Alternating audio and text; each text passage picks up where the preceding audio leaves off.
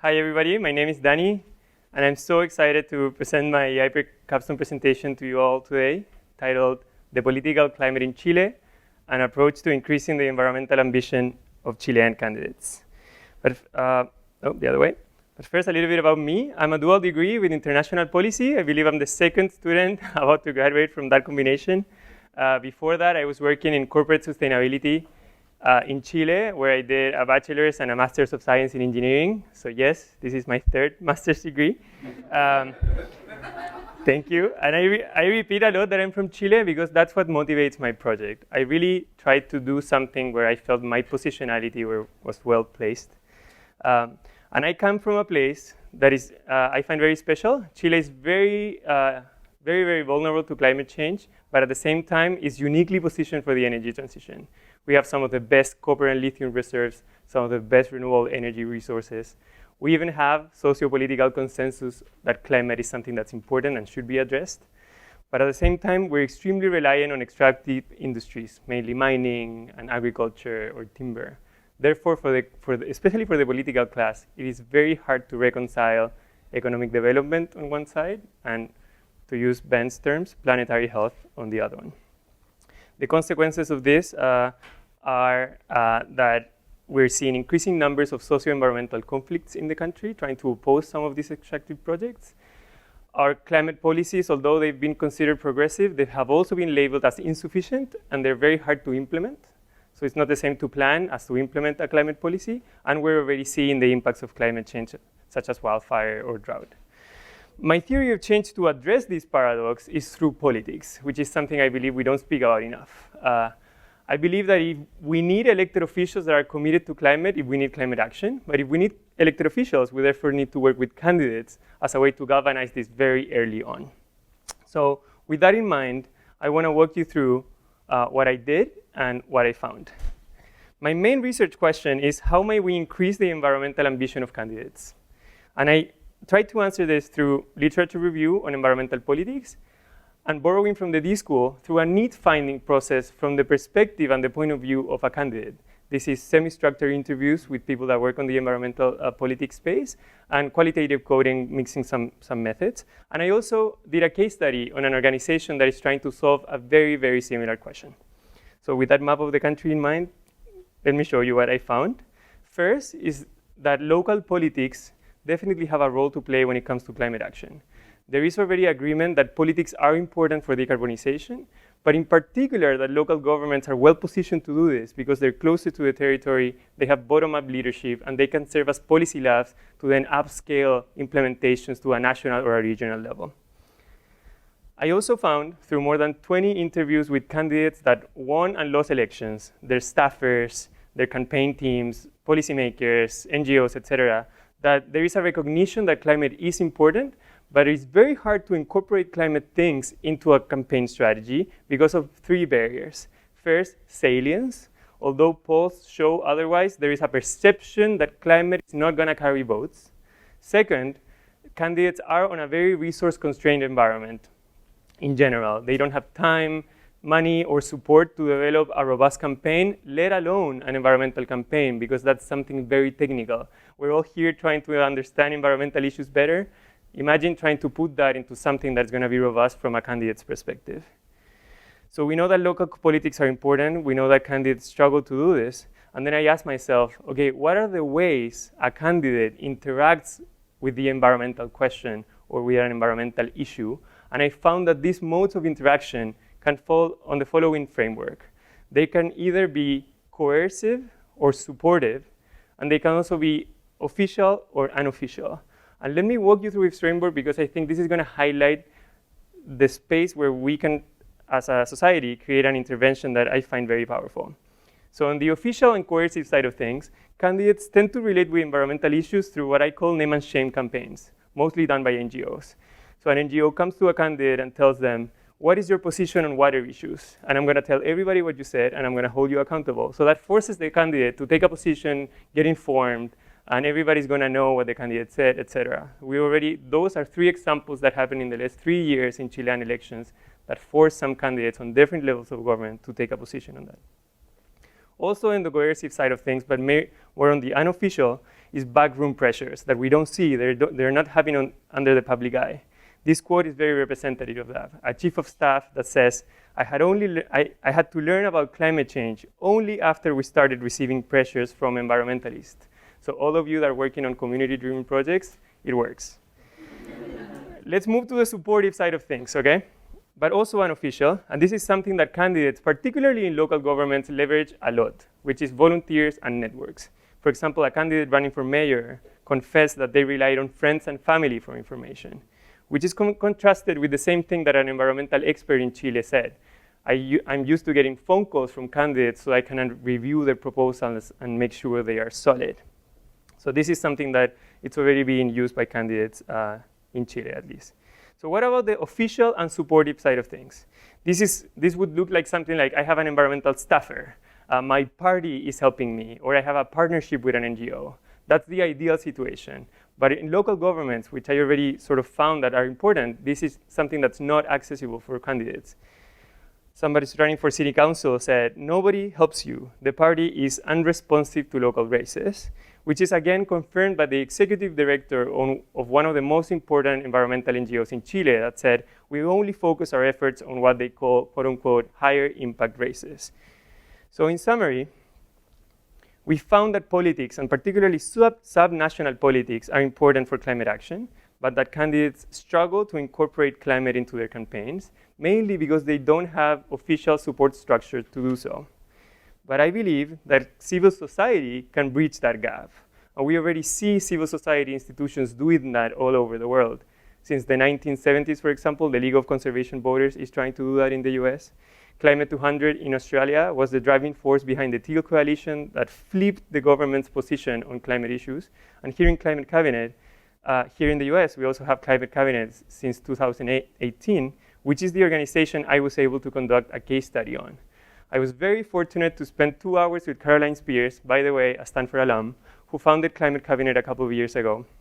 And in her own words, this is an organization that will be successful when every single US elected official has a climate plan, a plan to solve the climate crisis since they take office. They do this from a very simple process. They screen and endorse candidates. Once they do that, they support them in every single way they can. Third, once they are elected, they conduct advocacy efforts to transform those promises into action. And the key elements behind that is strategic support, not only technical, strategic, fundraising, because they're registered as a PAC, accountability systems, very strong community partnerships, and of course, advocacy strategies. So with that in mind, I really thought about how to put this into practice and what could be a nice deliverable.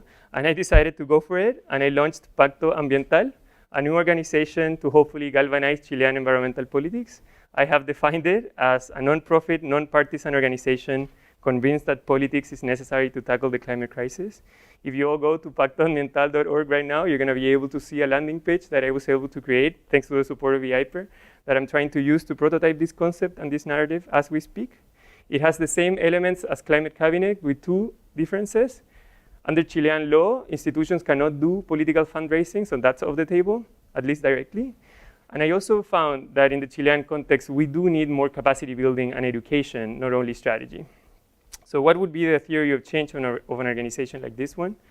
I started with insufficient and hard to implement climate plans that I plan to address through activities as the one I've discussed before. Hopefully, this is going to lead to trainings, support materials, and increased campaign engagement with environmental issues that ultimately can lead to increased awareness and local climate action. Of course, there's multiple uncertainties and risks, but I've been able to identify mainly 4. 1, trust. How do you gain access to the inner circle of a campaign strategy and build a reputation? 2nd, partisanship. How do you avoid becoming a de facto partisan organization if you're only working with candidates that come from a certain party? 3rd, greenwashing. How do you hold your beneficiaries accountable to the things you helped them say while they were campaigning? And 4th, funding. Who's going to pay for this? Because I really realized that candidates don't have the means to do so. But in the short-term plan, I am excited about prototyping this. In 2 months' time, we're having constitutional elections in Chile, and I would love to get at least one campaign team to work with me. But in the longer term, we have more than 3,000 candidates positions being elected by October next year. So I think it's good time to start prototyping something like this. But not only in Chile, I believe this could be really impactful in Latin America, where more than 6 million people can fall under the poverty line because of climate change. But it has the same tailwinds as I have described in Chile. So hopefully this project can help spark a movement. I just want to finish with this quote from Heather McGhee. I do believe that inequality and climate change are the two twin challenges of our time, and that more democracy is the answer to both. So with that, I just want to thank you and ask for your help, because this is extremely ambitious, so I'm going to need all of you. Thanks. Thank you. Thank you.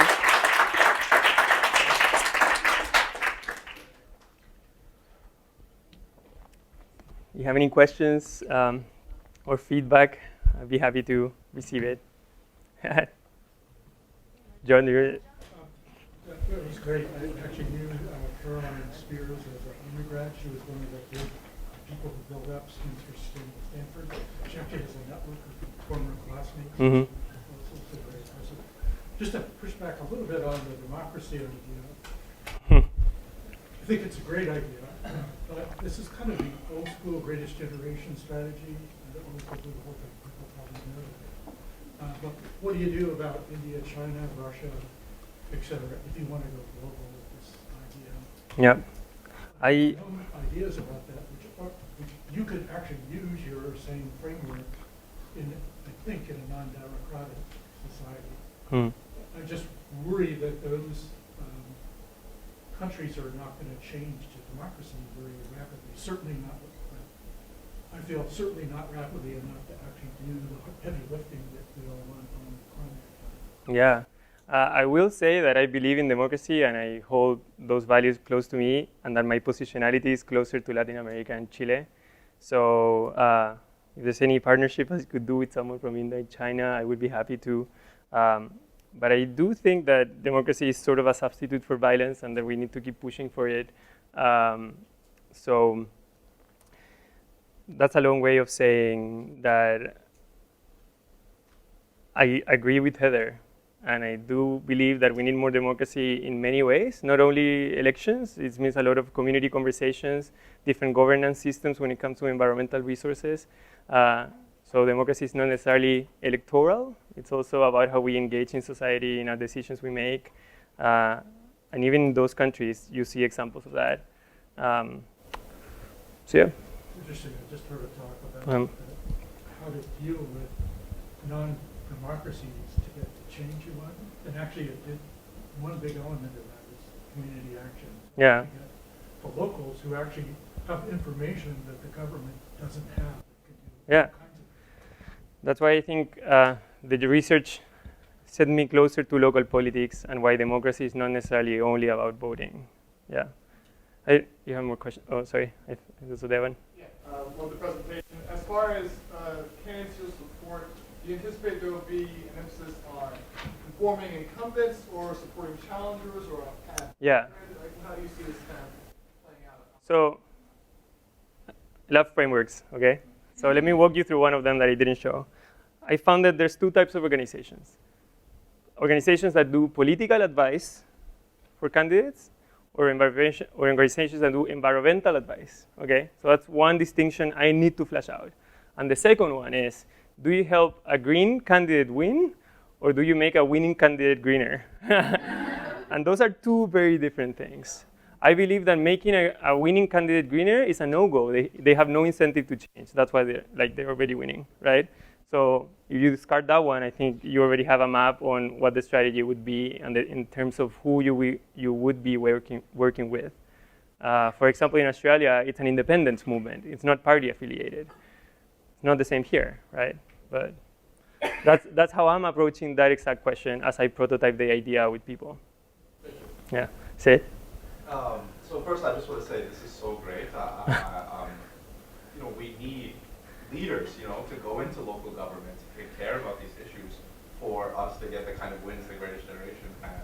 And in our age, we don't see that as a path to making change as much, and I think that's a big problem. So I'm really glad that you highlighted that. And I like this focus, especially on kind of subnational actors, because I think in the long run that they're very sustainable. One question I have on that is, how can local governments across borders work together to kind of mutually reinforce the things they're talking about. Yeah. Because I think there is, to Professor Wang's question about how do we, scale it up to a global scale, but I also think you're totally right, that if we're not serving local needs, if we're not engaging communities at a ground level with people who they trust, nothing's going to work. Yeah. We learned that in our practicum. So I'd love to 100%. get your thoughts on how local governments across borders can maybe work together. Yeah. I want to take that question from the realm of what's possible because it's happening. It's already happening. Yeah. Like C40, iClay, see what happened in the Trump administration in local governments here in the US. They say like, we're still in. There was a whole thing. Like local governments are already building networks between themselves to drive climate action. So that's why I think like it's not hypothetical. It's a matter of scale. It's a matter of like making those networks bigger. But there's already huge efforts being done by non-state actors, which include subnational governments when it comes to climate action. So those networks are already present, and some of the benefits that they have is that these organizations are a little bit more nimble. So they can participate earlier, they can prototype better, they can implement things before a national government does. That's so. So yeah, there are a lot of them. Oh, right? Yeah. I'm just curious about how you're planning on approaching the candidates right now, or how you're already doing it. Is it by saying to them, we can increase your vote share by this amount? Yeah. Or, So, okay. If you go into the website, you're gonna see that the narrative is targeted for someone who wants to win a campaign. That's the currency. Is that like this can make you win. Like this is gonna carry votes. So a lot of statistics about the percentage of Chileans that care about climate, how many of that is because they don't believe in government or leaders. So that's the approach. Like once you're in the advocacy side of things, it gets more technical. It's more about policy analysis. But when you're in campaign stage, it's all about votes. So luckily, I have some surveys that I'm using to show that people truly care. So the salience should be flipped around. Like this is actually an issue that people care about. Yeah. So good. Fingers crossed.